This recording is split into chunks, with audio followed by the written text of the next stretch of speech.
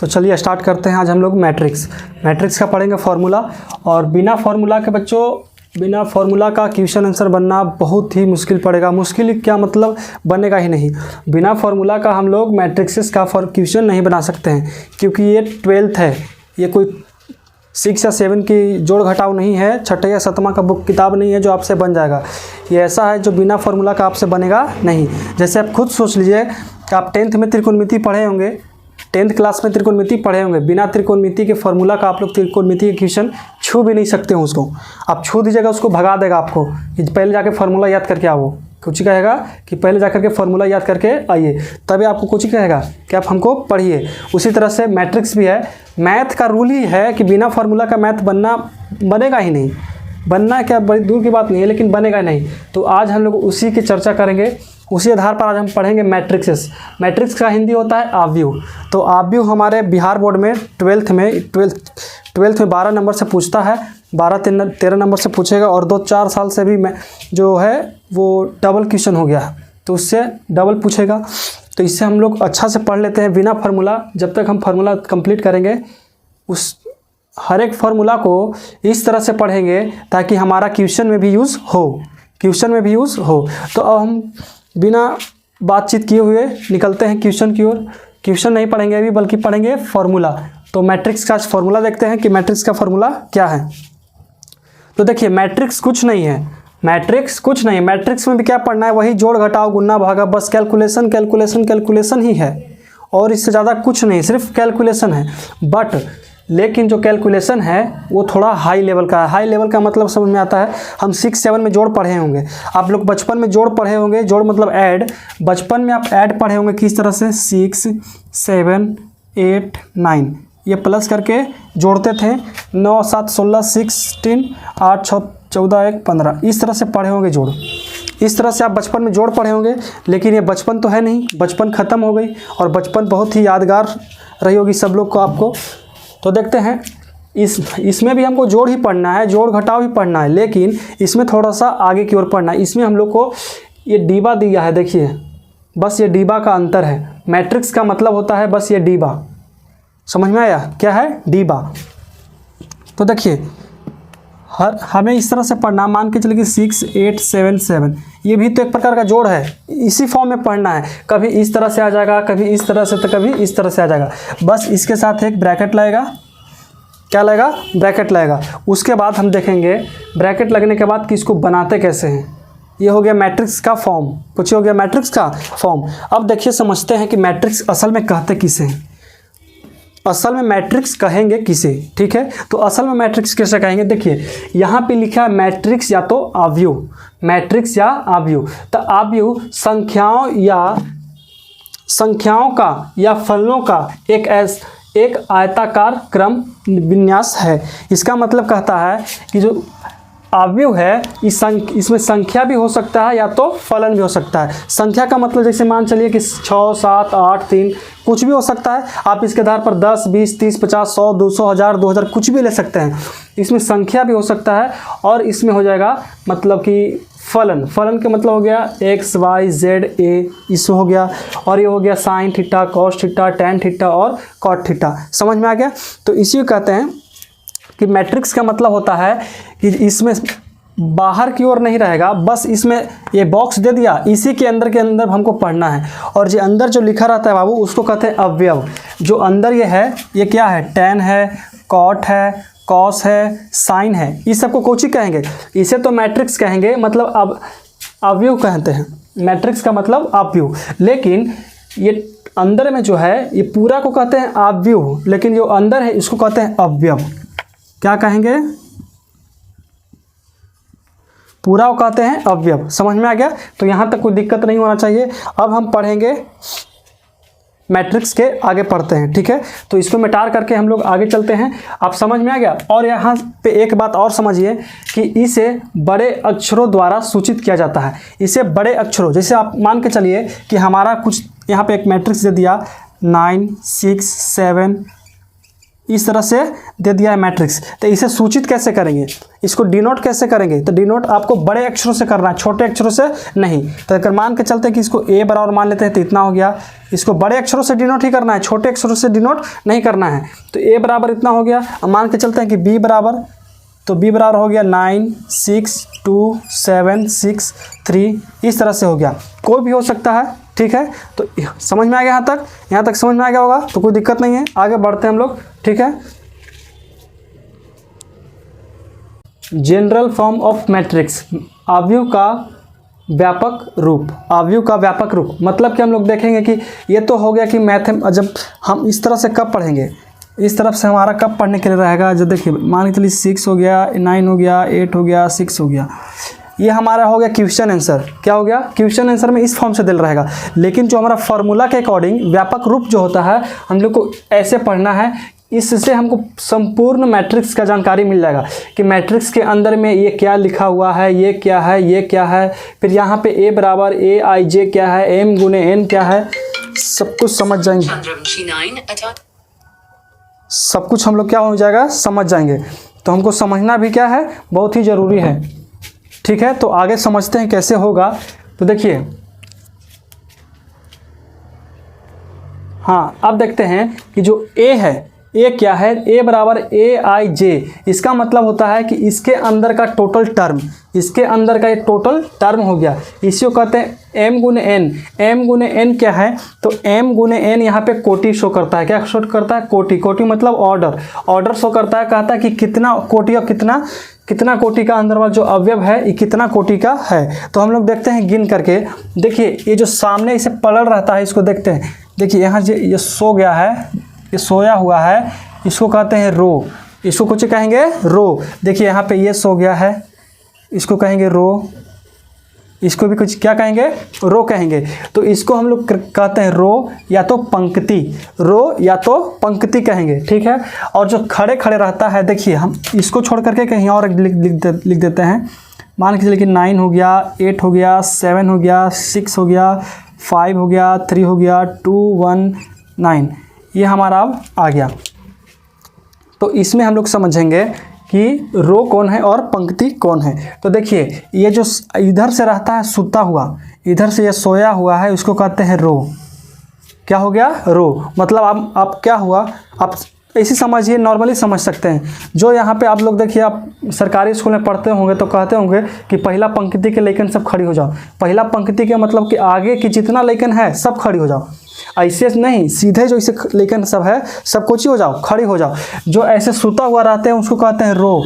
रो कहेंगे या तो पंक्ति कहेंगे। इसको इंग्लिश में रो कहते हैं और हिंदी में क्या कहेंगे? पंक्ति। यहाँ तक समझ में आ गया? अब देखते हैं, अब यहाँ पे देखो, ये हो गया फर्स्ट रो, ये हो गया हमारा सेकेंड रो, और ये हो गया हमारा थर्ड रो। ठीक है, ये फर्स्ट रो, सेकेंड रो और ये थर्ड रो। अब देखते हैं आगे। तो इसके लिए देखिए यहाँ जो खड़े खड़ा रहता है, जो खड़ा है, ये क्या है? खड़ा है। इसको कहते हैं कॉलम। जो खड़ा रहेगा उसे क्या कहेंगे? कॉलम कहेंगे। जो खड़ा रहेगा उसे क्या कहेंगे? कॉलम कहेंगे। यहाँ तक समझ में आ गया? तो देखिए ये जो हमारा कोटि है, एम गुने एम है, एम गुने एन है। एम दर्शाता है कोटि के। देखिए इसको मिटा देते हैं। एग्जाम्पल समझिए बाबू, बिना एग्जाम्पल के कुछ नहीं होने वाला है।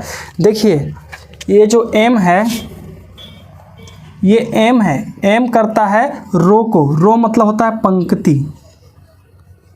क्या होता है? पंक्ति। और ये है जो कॉलम है, कॉलम का मतलब होता है स्तंभ। समझ में आ गया?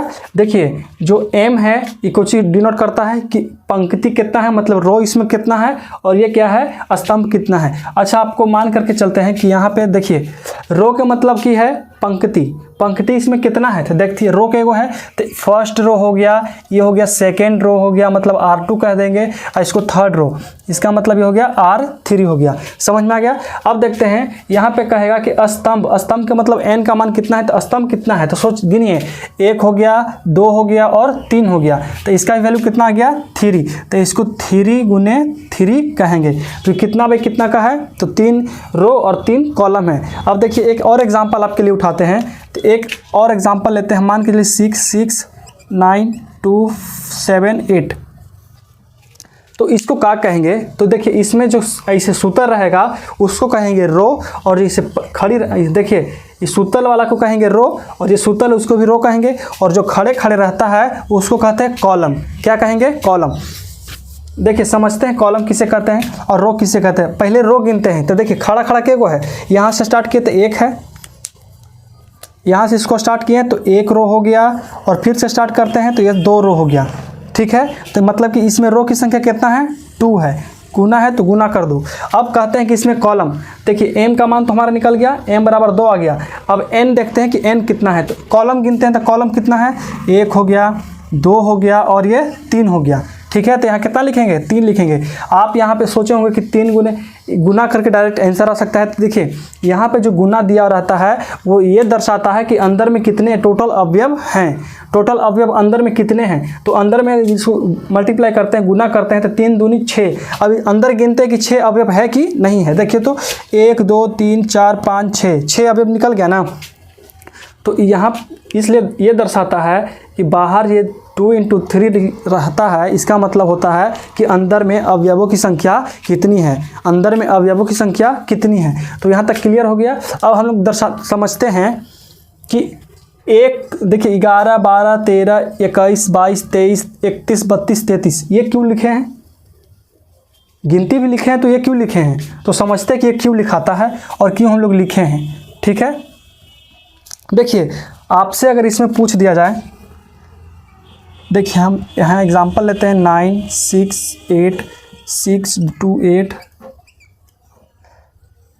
आपसे बाबू पूछ देगा कि दूसरा रो और पहला कॉलम कौन सा है, दूसरा रो और पहला कॉलम का अवयव कौन सा है। तो कहता है कि दूसरा रो और पहला कॉलम, दूसरा रो। तो देखिए रो कौन सा होगा? देखिए दूसरा रो बोलता है तो दूसरा रो समझिए, ये पहला रो हो गया और ये दूसरा रो हो गया। तो दूसरा रो तो ई वाला हो गया और उसमें पहला कॉलम बोलता है। तो देखिए आप समझिए दूसरा रो तो ये हो गया, ठीक है, और उसे कहता है कि पहला कॉलम, तो पहला कॉलम कौन हो गया? ई हो गया। तो बताइए इसमें कौन सा संख्या आ गया? 6 अवयव आ गया। तो इसका नाम बताइए कितना हम दे सकते हैं। डायरेक्ट तुमसे कहेगा, ये ऐसा दे देगा और तुमसे क्वेश्चन पूछेगा कि A23 का वैल्यू बताओ बाबू, कितना हो गया? A23 का वैल्यू कितना होगा? तो हम लोग को याद रखना चाहिए कि A23 का वैल्यू कितना होगा। तो देखिए A23 11 12 13 21 22 23। इसका मतलब हमसे क्या पूछा है? ये हमसे पूछा है कि दूसरा रो और तीसरा कॉलम। देखिए यहाँ पे दूसरा रो हो गया, पहला रो और ये दूसरा रो, और कॉलम कौन सा हो गया? ये पहला कॉलम, ये दूसरा कॉलम, ये तीसरा कॉलम। यहाँ तक समझ में आ गया? देखते हैं और आगे एग्जाम्पल देखते हैं। देखो जितना हम लोग एग्जाम्पल लेंगे उतना ही आपको समझ में आने वाला है। एग्जाम्पल नहीं लेंगे बाबू तो एग्जाम्पल के बिना आप लोग समझ में नहीं आएगा। सिर्फ फार्मूला रट लेने से कुछ नहीं होता है। हम तुमको डिफ्रेंशिएशन पढ़ा रहे थे, आप लोग डिफ्रेंशिएशन पढ़ा दिए हैं, इन्वर्स पढ़ा दिए हैं। इन्वर्स और डिफ्रेंशिएशन पढ़ाते पढ़ाते हम 10 बार भी बोल दिए होंगे कि देखिए फार्मूला याद करना बड़ी बात नहीं है। फार्मूला हर कोई याद कर लेता है। फार्मूला अगर किसी विद्यार्थी को 10 पेज के फार्मूला भी देगा तो 10 दिन 20 दिन 1 महीना में याद कर लेगा।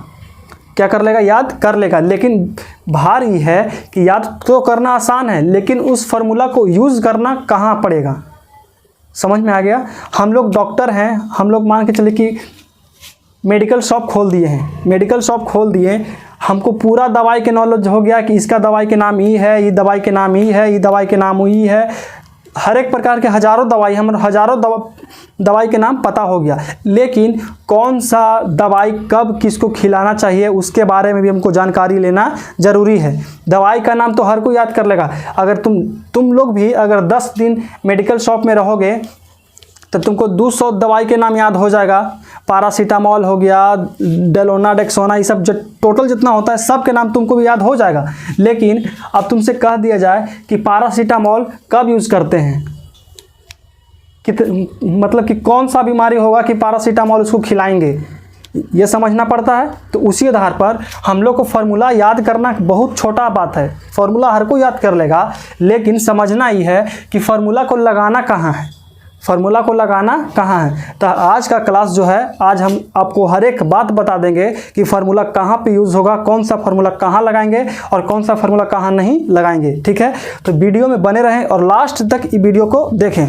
देखिए आधा पर से चल जाइएगा कि नहीं हमको सब समझ में आ गया, हम सब सीख लिए, तो ऐसा बात नहीं है, क्योंकि कब कहाँ क्या हो जाता है कोई नहीं जानता है। ठीक है, इसलिए आगे देखते हैं हम लोग। अब तुमसे कह दे बाबू कि आई जे क्या है। आई जो है, देखिए आप देखिए यहाँ पे जो आई लिखा हुआ है, आई क्या बताता है, आई क्या बताएगा, तो आई बताता है, देखिए सबसे पहले जो ए है, ए का होता है, देखिए अगर हम यहाँ पे एग्जांपल ले लेते हैं कि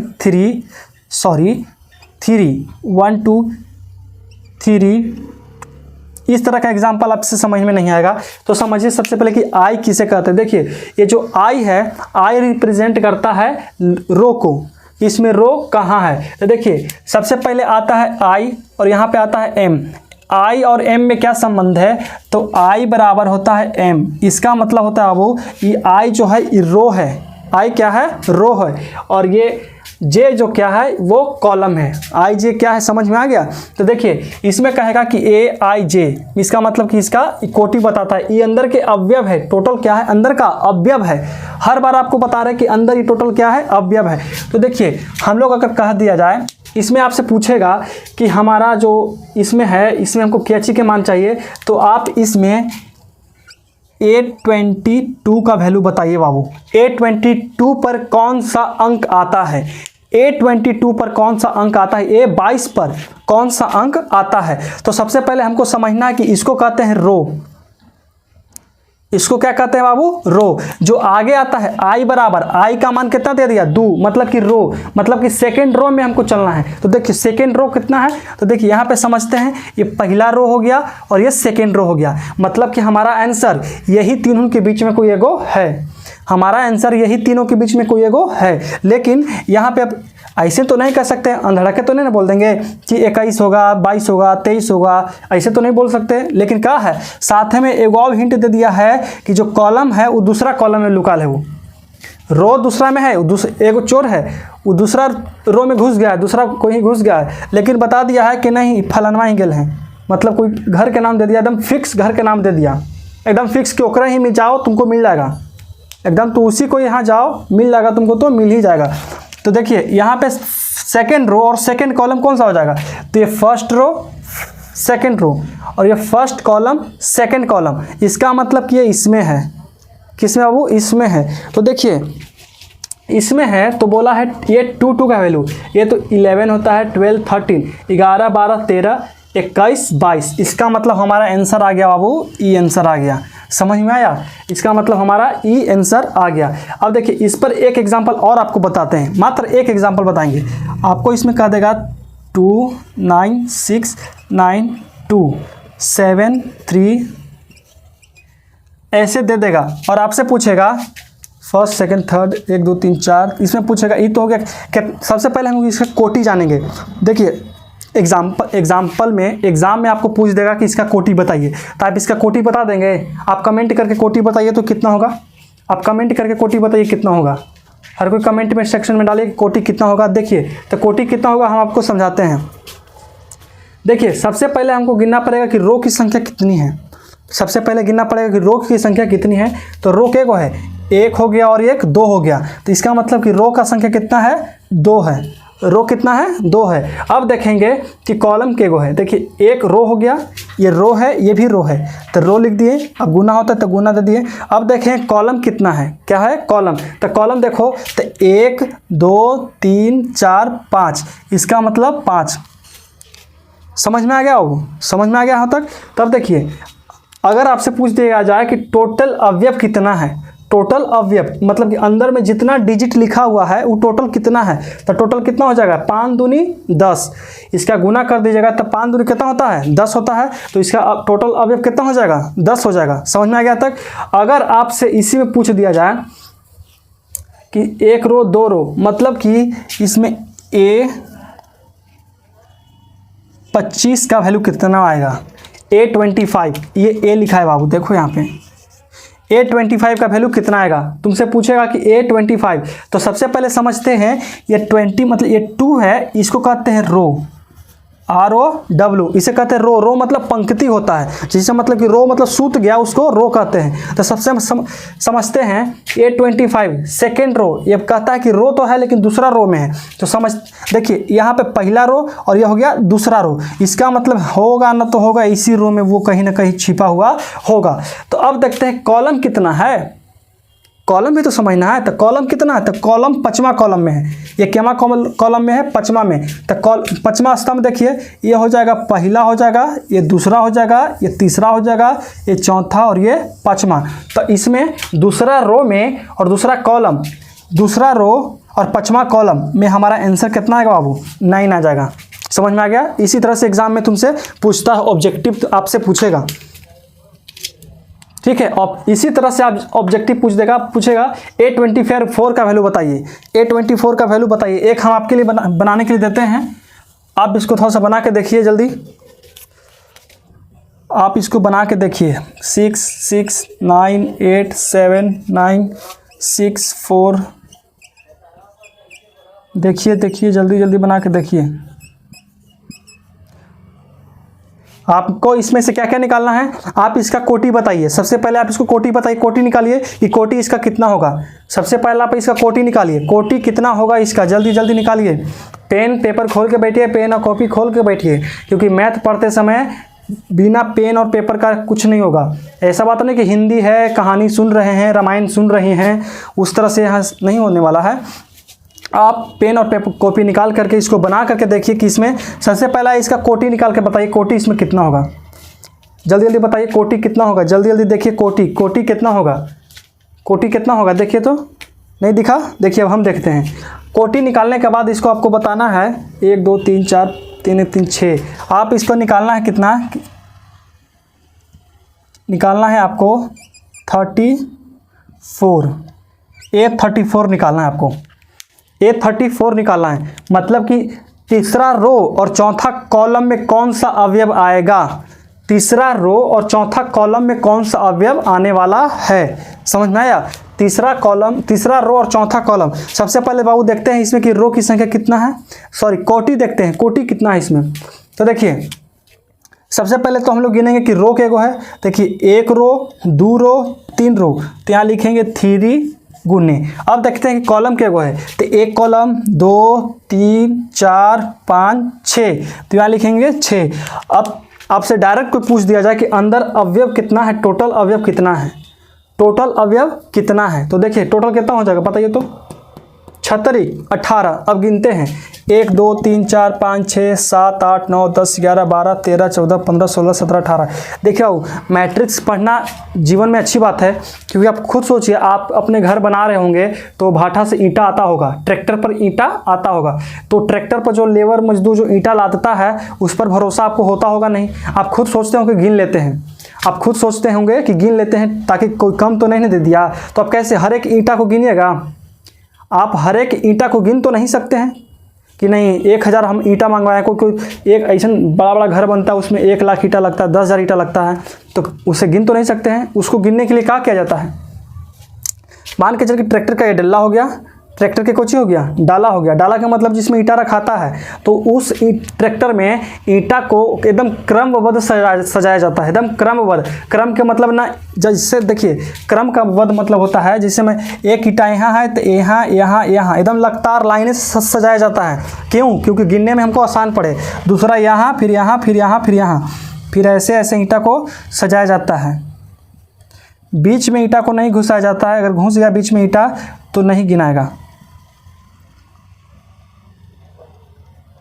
देखिए आपको गिनने के लिए दे देंगे, गिन लीजिएगा कितना हो जाएगा। देखिए तो इतना सारा है, इसको गिनने में पूरा बोर्ड को अगर कर दें, पूरा बोर्ड को अगर हम कर देंगे इस तरह से, तो गिनने में कितना लेट लगेगा। लेकिन अगर हम मैट्रिक्स की जानकारी रखते हैं, मैट्रिक्स का क्या जानकारी रखेंगे, तो हमको ईंटा गिनने में बहुत आसान पड़ेगा। सबसे पहले कि हमको एक रो गिनना पड़ेगा कि एक रो में कितना है, रो कितना है। देखिए तो सबसे पहले रो गिनिए, तो कितना, 1 रो 2 रो 3 रो, ठीक है, तो यहाँ 3 लिख दिए। उसके बाद कॉलम गिनिए, तो 1 2 3 4 5 6, ठीक है, ये तो छोटा था गिन लिया। इसमें रो, अब इसमें हम लोग रो गिनते हैं, तो रो कितना है इसमें, देखिए 1 हो गया, 2 हो गया, 3 हो गया, 4 हो गया, तो 4 रो। अब देखते हैं कि कॉलम इसमें कितना है, तो कॉलम देखिए 1 कॉलम 2 3, देखिए 1 हो गया, 2 हो गया, 3 4 5 6 7 8 9 10 11 कॉलम है। अब इसमें जो टोटल ईंटा की संख्या है, टोटल इसमें जो है इस कितना हो गया, 44 हो गया। तो अब समझ में आया कि मैट्रिक्स कितना ज़रूरी है पढ़ना। मैट्रिक्स पढ़ना बहुत ज़रूरी है बाबू। ये जो पूरा घर बना है, आप घर के पूरा ईंटा गिन सकते हैं अगर आप मैट्रिक्स की जानकारी अच्छा से रखते हैं। तो अगर समूचा ईंटा लगाया गया है आपके घर में, तो एवरेज निकाल सकते हैं कि मेरे घर में टोटल ईंटा कितना लगल है, टोटल ईंटा कितना लगल है। समझ में आया, यहाँ तक कोई दिक्कत नहीं। अब हमारा एग्जाम्पल कंप्लीट हो गया।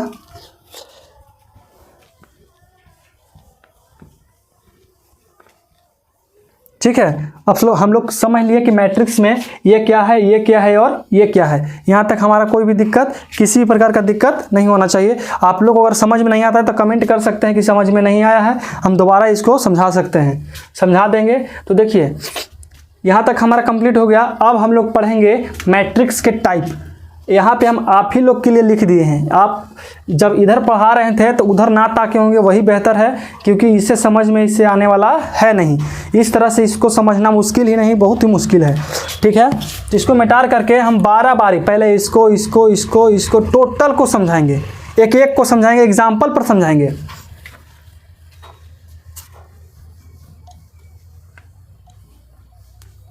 देखिए थोड़ा बड़ा बोर्ड है, ये बड़ा बोर्ड है, और एक जो मैं कोचिंग है उसमें छोटा बोर्ड है। उसमें दो दिक्कत होती है पढ़ाने में, आप देखे होंगे वीडियो में कि छोटा छोटा बोर्ड था, और ये हमारा कोचिंग का बोर्ड है इसलिए बड़ा बोर्ड है। ठीक है, और जो घर पे बोर्ड है वो छोटा बोर्ड है। आप लोग आज देख सकते हैं कि आज छठ पूजा है दोस्तों। आज छठ पूजा के साथ साथ भीमराव अम्बेडकर जी का जन्म भी है, 14 अप्रैल है, और अभी टाइम हो रहा है 4:43। देखिए 4:43 आज पहिलका अर्घ पड़ने वाली है।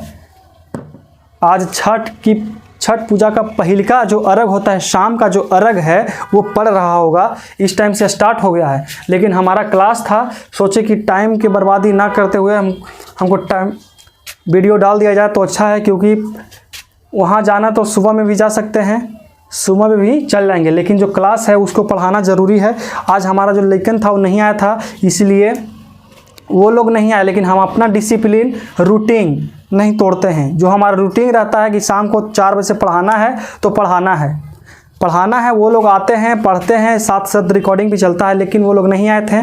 हम डिसिप्लिन तोड़ेंगे नहीं। आप लोग भी जो डिसिप्लिन बना करके रखे हैं, पढ़ने का जो डिसिप्लिन है उसको बनाए रखिएगा तो सबसे अच्छा बात है। अगर डिसिप्लिन टूटता है तो अगर आज नहीं पढ़ते हैं तो कल आपको बहुत बोझ लगता है कि चलो एक दिन नहीं पढ़ें, अगला दिन पढ़ लेंगे। लेकिन एक दिन अगर पढ़ लेते तो अगला दिन एक्स्ट्रा पढ़ लेते तो आप हर कोई से आगे निकल सकते हैं, हर कोई से आगे निकल सकते हैं बाबू। समझ में आया, इसलिए पढ़ना बहुत ही ज़रूरी है।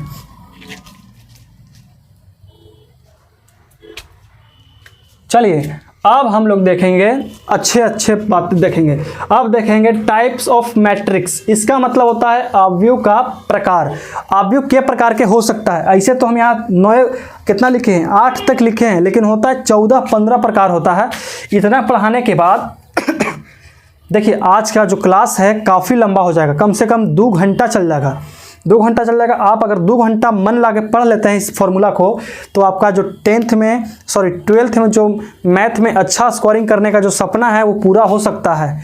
क्योंकि बिना फॉर्मूला का, बिना मैथ पढ़ ले आपको ऐसा बात नहीं। कोई बच्चा होता है कि हम हिंदी पढ़ के पूरा ले आएंगे, इंग्लिश पढ़ के ले आएंगे, नहीं। सब सब्जेक्ट को आपको एवरेज पढ़ना पड़ेगा। आप देखे हैं जो टॉपर होते हैं उनका हर सब्जेक्ट में 90+ होता है। देखे होंगे कि जो टॉपर होते हैं, बिहार टॉप, डिस्ट्रिक्ट टॉप करते हैं, उनका ऐसा नहीं कि मैथ खूब पढ़ लिए, मैथ में 100 में 100 ले आया। मैथ में 100 में 100 ले आता है, लेकिन मैथ में 100 नंबर लाने से क्या फ़ायदा, बाकी से में 30 रहे, 40 रहे, 45 रहे, कोई फ़ायदा है उस तरह से? बिल्कुल नहीं है। तो हम आपको बताते हैं कि टोटल सब्जेक्ट को आप कवर करके चलिए। ऐसा बात नहीं कि सिर्फ मैथ पढ़ना है, जिसका मैथ ले लिए हैं वो सिर्फ मैथे पढ़ रहा है, नहीं। मेहनत हर चीज़ में करना चाहिए। आपका अगर हर चीज़ में मेहनत रहेगा तो बहुत अच्छा बात रहेगा। ठीक है, देखिए तो अब हम लोग देखते हैं टाइप्स ऑफ मैट्रिक्स, इसका मतलब होता है अवयव के प्रकार। हम लोग के प्रकार के अवयव पढ़ सकते हैं। तो पहला कहता है पंक्ति अवयव, इसका मतलब है रो मैट्रिक्स। रो मैट्रिक्स का मतलब होता है, देखिए हम इधर इसलिए लिख दिए हैं ताकि आपको नोट उतारने में आसान पड़े, हम इसको इधर समझा देंगे, इस तरह हम आपको समझाएंगे। वहाँ पे कहता है पहला है रो मैट्रिक्स। रो मैट्रिक्स का मतलब होता है बाबू जिसमें सिर्फ रो की संख्या हो, जिसमें क्या की संख्या हो, रो की संख्या हो। तो इसमें बताइए इसमें रो की संख्या कितनी है, इसमें रो की संख्या कितनी है, ज़्यादा रो की संख्या कितनी है, तो रो की संख्या हो गया इसमें 1। वैसा मैट्रिक्स जिसमें रो की संख्या हो, वैसा मैट्रिक्स जिसमें रो की संख्या हो। तो बताइए ये हमारा जो मैट्रिक्स होगा इसे कहेंगे रो मैट्रिक्स। मतलब 9 हो गया, कॉमन नहीं देना है, 9 6 8 7 3, इसमें क्या होगा, रो मैट्रिक्स हो गया। जैसे कि पिछले वीडियो में हम आपको पढ़ाए थे, वीडियो नहीं पिछले कुछ मिनट पहले हम आपको पढ़ाए थे, इस तरह से एग्जांपल दिए थे कि A11 A12 A13। देखिए A11 A12 A13 21 A21 A22 A23 A31 A32 A33। ठीक है, समझ में आ गया। इसी तरह से दिए थे, लेकिन ये हमारा जो होता है इसमें रो की भी संख्या बराबर है और कॉलम की भी संख्या क्या है, बराबर है। देखिए इसमें रो कितना है, तो 3 गो रो है, और कॉलम भी कितना है, 3 है। लेकिन इसमें रो की संख्या कितना है, रो की संख्या 1 है, 1 रो है। इसमें रो दूसरा है, दूसरा रो कहीं आपको दिख रहा है, देखिए तो इसमें सिर्फ 1 रो है और रो है कहीं, देखो तो इसमें देखिए ये हमारा हो जाता है पहला रो, ये हो गया पहला रो, दूसरा रो और ये तीसरा रो। इसमें रो की संख्या 3 है, लेकिन इसमें कितना रो की संख्या है, मात्र 1 रो की संख्या है। मात्र रो की संख्या कितना है, 1 रो की संख्या। देखिए मात्र यही ना एगो है, आपको दिख रहा है आपको नहीं, तो बस यही 1 रो की संख्या हो गया। अगर हम यहाँ पे लिख दिए 6 9 8 7 6, ये हमारा रो मैट्रिक्स नहीं होगा, वो ये हमारा रो मैट्रिक्स नहीं होगा। क्यों नहीं होगा, क्योंकि इसमें 2 रो आ गया। क्यों क्या को आ गया, 2, और इसमें कॉलम भी आते हैं, देखो तो 2 गो आ गया ना साथ है। तो वैसा मैट्रिक्स जिसमें रो की संख्या हो उसे कौन कहते हैं, रो मैट्रिक्स कहते हैं। ठीक है, यहाँ तक समझ में आ गया। अब देखते हैं आगे। पहला एग्जाम्पल था 1 2 3, जिसमें रो की संख्या अधिक हो उसे कौन कहते हैं, रो मैट्रिक्स कहते हैं। समझ में आ गया। अब देखते हैं आगे, अब समझते हैं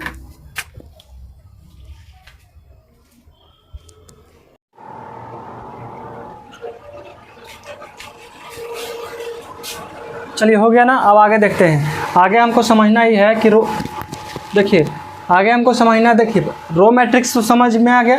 रो मैट्रिक्स का मतलब होता है जिसमें सिर्फ 1 रो हो, जिसमें कितना रो हो, सिर्फ 1 रो हो। अब अगला देखते हैं कि स्तंभ अवयव किसे कहते हैं, मतलब कहेंगे कॉलम मैट्रिक्स किसे कहेंगे, कॉलम मैट्रिक्स किसे कहते हैं। तो कॉलम मैट्रिक्स का मतलब होता है बाबू कि जिसमें सिर्फ 1 कॉलम हो, जिसमें कॉलम की संख्या कितना हो, 1 हो। इसे आप मान के चलते हैं कि साइन थीटा, एक ले लेते हैं कॉस थीटा, टैन थीटा, ये भी क्या हो गया हमारा, ये भी हो गया हमारा कॉलम मैट्रिक्स। ये क्या हो गया, कॉलम मैट्रिक्स। कॉलम मैट्रिक्स का मतलब होता है जिसमें कॉलम की संख्या कितना होना चाहिए, 1 होना चाहिए। मैक्सिमम कॉलम की संख्या सिर्फ 1 होना चाहिए। ठीक है, और पिछला बार हम पढ़ाए थे कि रो मैट्रिक्स मतलब साइन थीटा हो गया, टैन थीटा हो गया, कॉट थीटा हो गया। ठीक है, समझ में आ गया। यहाँ तो कोई दिक्कत तो नहीं होना चाहिए। तो देखिए कूलर चालू हो गया था, इसलिए आवाज़ आपको नहीं आ रहा होगा शायद, इसलिए हम कूलर बंद कर दिए। लाइट आ गया था तो कूलर ऑटोमेटिक चालू हो गया था, तो थोड़ा सा वॉइस प्रॉब्लम होगी, कोई बात नहीं, थोड़ा सा कवर कीजिए। देखिए अब समझते हैं। देखिए इसमें हम समझ रहे थे स्तंभ अवयव। स्तंभ अवयव का मतलब होता है जिसमें हमारा जो स्तंभ की संख्या होता है सिर्फ 1 होना चाहिए। कितना होना चाहिए, मात्र 1 स्तंभ की संख्या होना चाहिए। देखिए इसमें स्तंभ की संख्या क्या है, 1 है, और कहीं आपको दिख रहा है, नहीं दिख रहा है। अगर हम कहेंगे कि इसको स्तंभ अवयव कह सकते हैं 6 9 8 6 6 6 3 2 1, क्या हम इसको स्तंभ अवयव कहेंगे? तो नहीं कहेंगे। क्यों नहीं कहेंगे बाबू? तो क्यों नहीं कहेंगे, इसका मतलब ये है कि जिसमें स्तंभों की संख्या सिर्फ एक होता है उसी को कहते हैं स्तंभ अवयव। देखिए इसमें क्या स्तंभ एगो है, स्तंभ का मतलब कॉलम, तो कॉलम इसमें क्या है, 1 2 3 कॉलम है, तो 3 कॉलम है तो इसको स्तंभ अवयव हरगिज नहीं कहेंगे, स्तंभ अवयव हरगिज नहीं कह सकते हैं। ठीक है, आपका ये रो मैट्रिक्स और ये कॉलम मैट्रिक्स कंप्लीट हो गया होगा, हम मुझे उम्मीद है। तो आगे समझते हैं।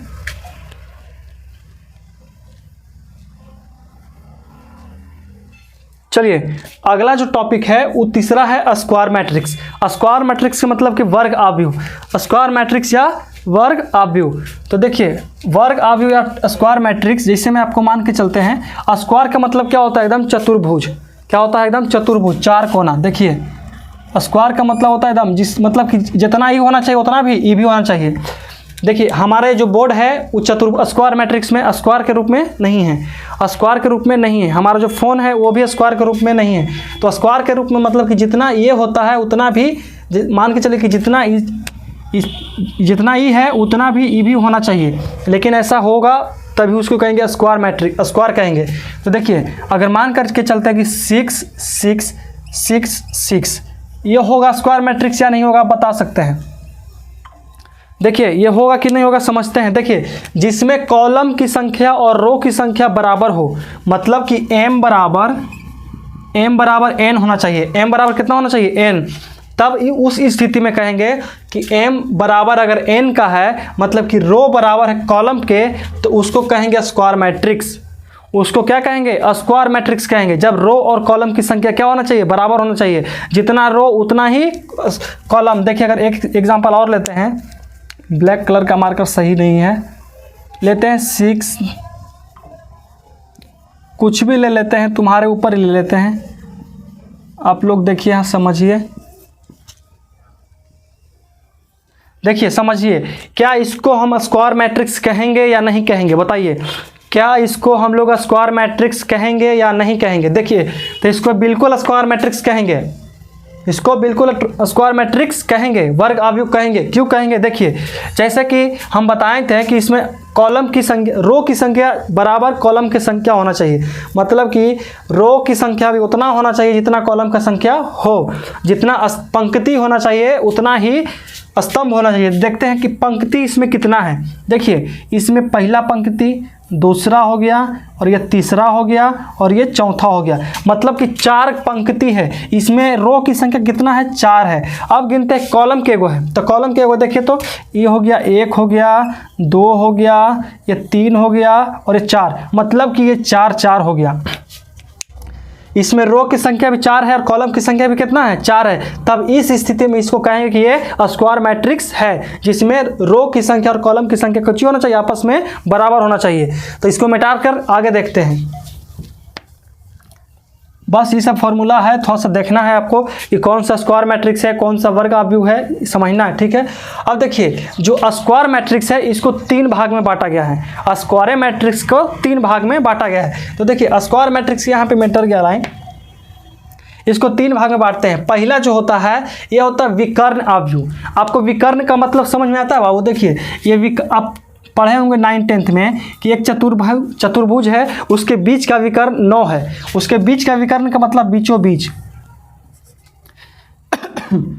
ये कितना दे दिया? 9 दे दिया। कहेगा कि एक चतुर्भुज है, उसके बीच का विकर्ण कितना है? 9 है। विकर्ण चाहे तो इस तरह से हो जाए, चाहे तो इस तरह से, जो कोने कोने तिरछे तिरछे कटता है ना, उसको विकर्ण कहते हैं। कुछ कहते हैं विकर्ण। तो इसमें कहता है ये विकर्ण अवयव है। आप मैट्रिक्स तो पढ़ेंगे, लेकिन डायगोनल मैट्रिक्स किसे कहते हैं इसको समझते हैं। देखिए अब मान करके चलते हैं कि यहाँ पे 6 8 6, सॉरी इस तरह से नहीं, मतलब 2 हो गया, 0 हो गया, 0 हो गया और 8 हो गया। देखिए डायगोनल मैट्रिक्स उसे कहते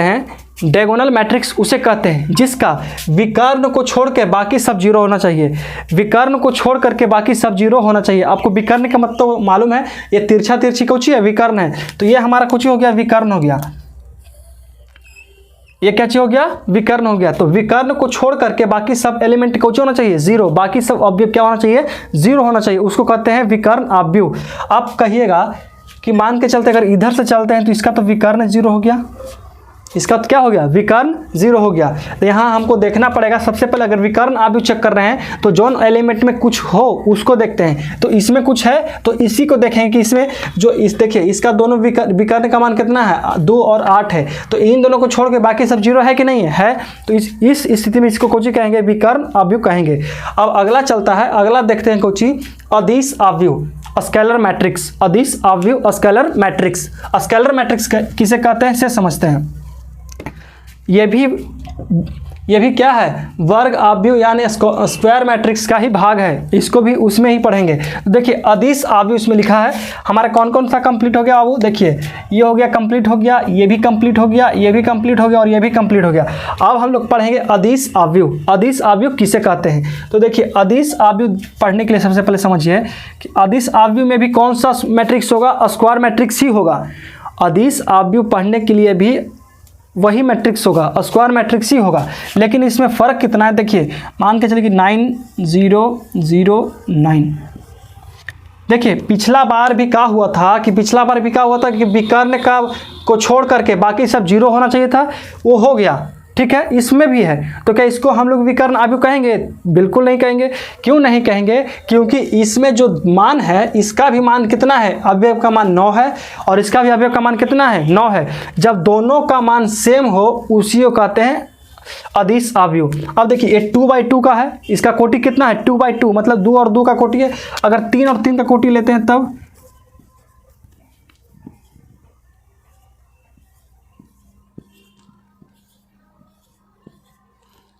देखिए इस बार हम लोग 3/3 का कोटि लिए हैं, मैट्रिक्स लिए हैं। अब इसमें देखिए अदिश अवयव किसे कहेंगे, तो अदिश अवयव मतलब जिसका विकर्ण का मान कितना होना चाहिए, विकर्ण को मान के छोड़ा करके सब 0 हो जाए।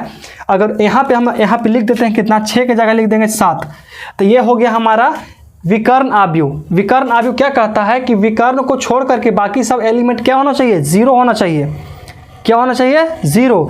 इसको छोड़ करके बाकी सब क्या होना चाहिए, 0 होना चाहिए, उसको कुछ कहते हैं विकर्ण अवयव। लेकिन अदिश अवयव मात्र छोटा सा डिफरेंट है, अदिश अवयव में मात्र छोटा सा डिफरेंट है। उसमें डिफरेंट ये है कि जो विकर्ण का जो मान है, जो अवयव का जो वैल्यू है उस सब का सेम रहेगा, उसको कहते हैं अदिश अवयव।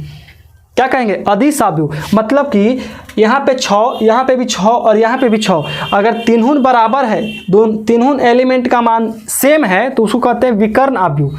समझ में आया, उसे क्या कहेंगे, विकर्ण अवयव। सॉरी विकर्ण नहीं, अदिश अवयव कहेंगे। विकर्ण अवयव तो जिसका वैल्यू अलग अलग हो, कुछ भी हो, उसको कहेंगे विकर्ण अवयव। लेकिन जब इसका वैल्यू सेम आ जाए उससे क्या कहेंगे, अदिश अवयव। अब इसका लास्ट पार्ट बचता है वर्ग अवयव का लास्ट पार्ट, ये भी हमारा कंप्लीट हो गया। इसका लास्ट पार्ट होता है इकाई अवयव।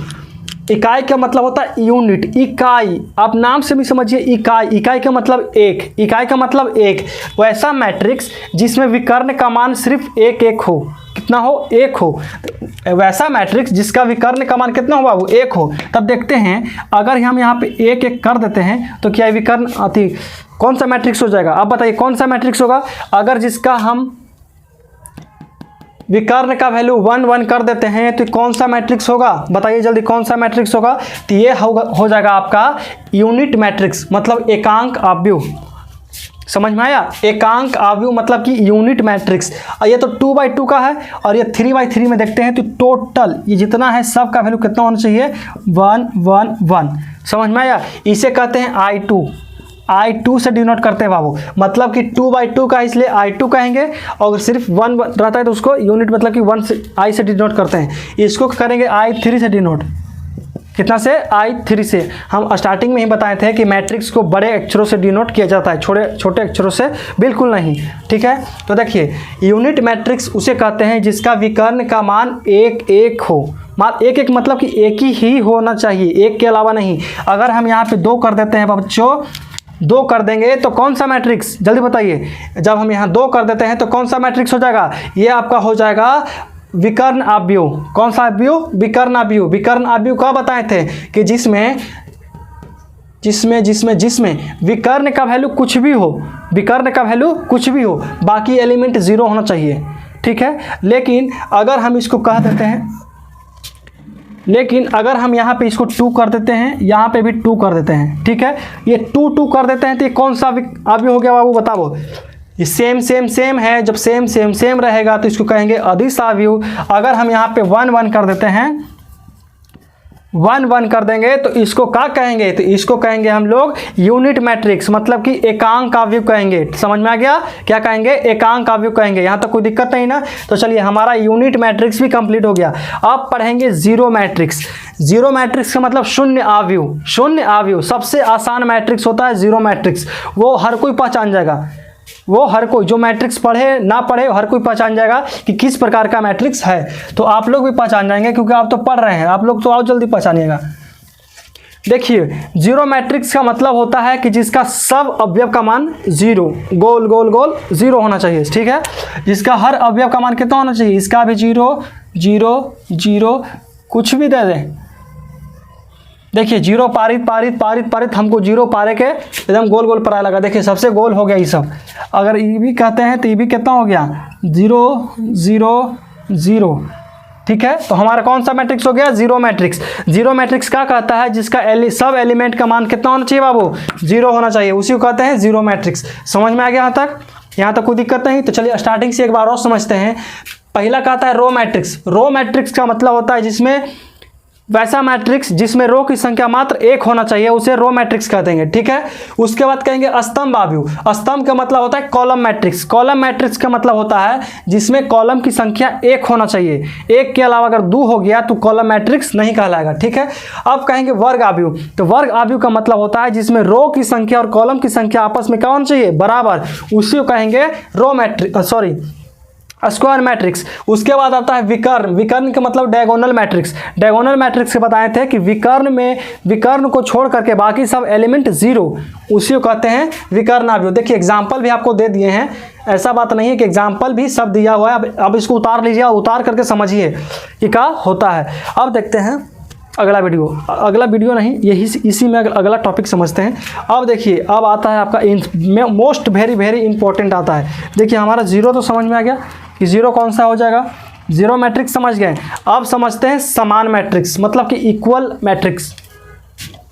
समान अवयव या तो इक्वल मैट्रिक्स, समान अवयव या तो इक्वल मैट्रिक्स। देखो समान मैट्रिक्स या इक्वल मैट्रिक्स का मतलब होता है कि जिसमें दोनों का मान आपस में बराबर। जैसे मान के चलते हैं कि यहाँ मान लेते हैं कि A B C D, और यहाँ पे ले लेते हैं बराबर करके कि 3 4 5 6। इक्वल मैट्रिक्स उसे कहते हैं जिसमें इस ई अवयव के बराबर ई अवयव होना चाहिए। जैसे मान के चलते हैं कि यहाँ पे जब ए का मान पूछेंगे कि ए के मान कितना है इसमें, तो ए के मान हो जाएगा 3। पूछेगा बी का मान कितना है, तो बी का मान हो जाएगा 4। फिर से पूछेगा कि सी का मान कितना है, तो सी का मान हो जाएगा 5।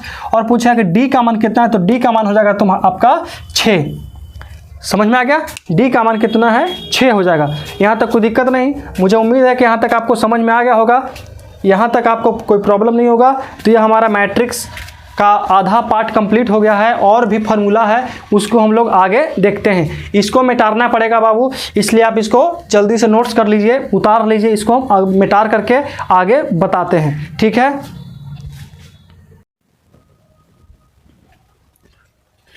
चलिए वहाँ तक समझ में आपको आ गया, उसके आगे हम लोग समझते हैं। वहाँ तक जितना था उतना तक हो गया, अब उसके आगे हम लोग क्या समझेंगे? उसके बाद देखेंगे, पढ़ेंगे कि ऑपरेशन ऑफ मैट्रिक्सेस, मतलब कि अवयवों का संक्रियाएं। अवयवों का संक्रियाएं, इसमें पहला का कहता है एडिशन ऑफ मैट्रिक्स, मतलब कि अवयवों का योग। योग का मतलब होता है जोड़। इसका मतलब होता है बाबू कि हम लोग इसमें जोड़ेंगे। एडिशन मतलब मैट्रिक्स का क्या करेंगे? जोड़ निकालेंगे। जिसे में कहता है कि ए बराबर कोई मैट्रिक्स दिया हुआ जिसका कोटि कितना है? m इंटू एन है, तो हम अपन मन से a इंटू एन का m इंटू एन का एक मैट्रिक्स उठा लेते हैं। तो देखिए एक मैट्रिक्स उठाते हैं तो 6 हो गया, 7 हो गया, 8 हो गया, 3 हो गया। एक हमारा मैट्रिक्स है a बराबर, ये कितना बराबर दे दिया है? a बराबर कोई मैट्रिक्स दे दिया है। और आगे हमारा दिया है b बराबर कोई मैट्रिक्स दिया है। देखिए दोनों का जो एलिमेंट है, दोनों का जो ऑर्डर है, दोनों का ऑर्डर सेम होना चाहिए। अगर 2/2 के ये भी है तो 2/2 के ये भी होना चाहिए। तो देखिए अगला हम b बराबर ले लेते हैं। b बराबर ले लेते हैं कितना? 9 8 7 3, ठीक है। तो इसमें कहता है कि योग का मतलब होता है जोड़, योग का मतलब क्या होता है, जोड़ होता है। तो इसको हम जोड़ेंगे, कहता है a प्लस बी कीजिए, a प्लस बी। तो देखिए a और प्लस बी करेंगे तो a प्लस बी कर दिए, ठीक है, बराबर के बराबर। इसमें कहता है कि जो अंदर का एलिमेंट है, अंदर का जो अवयव है उनको भी जोड़ना है, अंदर का अवयव भी को भी कुछ करना है, जोड़ना है। और जो जोड़ करके आएगा वो पहिलका का जो ऑर्डर है, जो दोनों का ऑर्डर था, उसी ऑर्डर का आंसर आएगा। तो देखिए कैसे आता है। अब देखिए इसके साथ है ई जोड़ना है, हम टिक आउट करेंगे, आप समझिएगा किसके साथ है कौन जोड़ना है। तो देखिए बराबर जो इक्वल आव्यूह पढ़ाए थे, बराबर मतलब कि बराबर इक्वल आव्यूह जो पढ़ाए थे उसी आधार पर है। इसके बराबर इसको जोड़ना है। तो 9 6 कितना होता है बाबू, 15 हो जाएगा। 7 8 कितना होगा, 15 होगा। 8 7 कितना होगा, 15 होगा। 3 3 कितना होगा, 6 हो गया। तो देखिए यही हमारा हो गया, जुट करके आ गया, जुट करके हमारा यही आंसर आया। तो इसमें यही कहता है कि इक्वल आव्यूह का मतलब कि दो मैट्रिक्सों को जोड़ना। तो देखिए हमारे पास पहले कोई ए बी दो मैट्रिक्स था, उसको हम ए बी जोड़ दिए तो हमारा आंसर आ गया। अब देखिए तो कोटि इसमें कितना है, 2/2 की कोटि है, इसमें भी 2/2 है, 2 गुने 2, इसमें भी 2 गुने 2।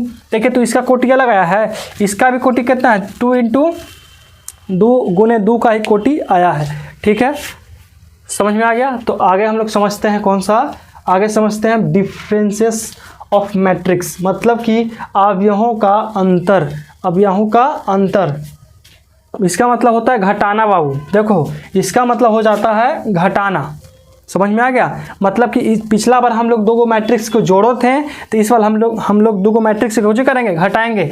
लेकिन कहता है यहाँ पे ये है कि जो दोनों का, देखिए जो दोनों का ऑर्डर है वो सेम होना चाहिए, m × n होना चाहिए। और देखिए इसमें दोनों घटाए हैं और अंदर वाला के भी कुछ ही करेंगे, घटाएंगे, ठीक है। और एलिमेंट जो ऑर्डर है वो भी कुछ आएगा, सेम ही आएगा ऑर्डर।